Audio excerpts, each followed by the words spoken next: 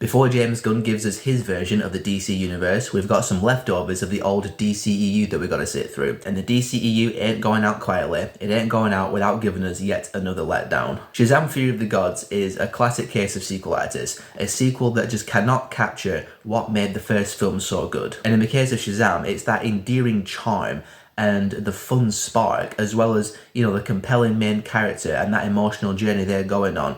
All that really great stuff that blended together to make the first film just such a joyous watch.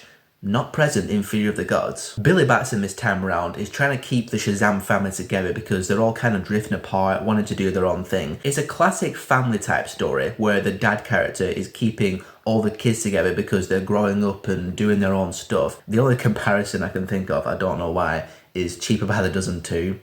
It's like Cheaper by the Dozen 2, but with superheroes. That was so stupid.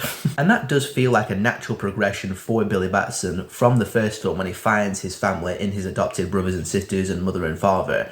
But in here, it's just the emotion felt a bit more manufactured, whereas in the first film, it just felt genuine and sincere. I much preferred the narrative and emotional simplicity of the first Shazam film compared to Fury of the Gods, which tries to do that sequel thing of trying to make everything bigger and better.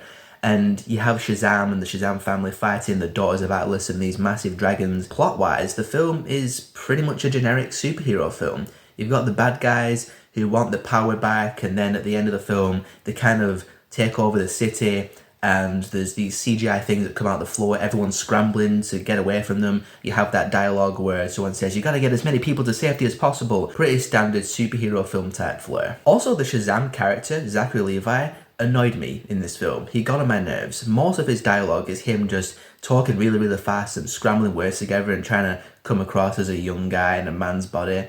And it failed. It never made me laugh. Same with the character Freddy. In the first film, he bordered on being annoying. He was riding that line of being funny and annoying, but he ended up being kind of cool.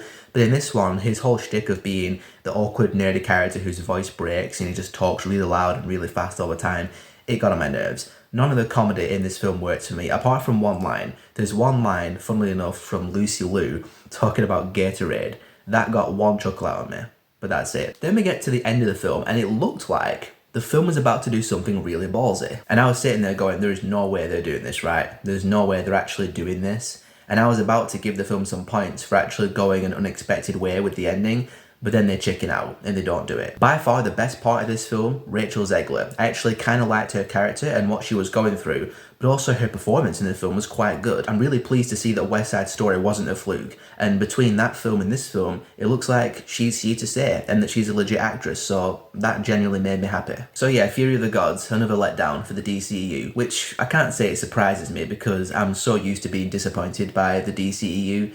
I'm just counting down my days till James Gunn comes in and gives this universe some CPR because it really needs it. In this film, you see a lot of lightning, but you don't really feel any spark.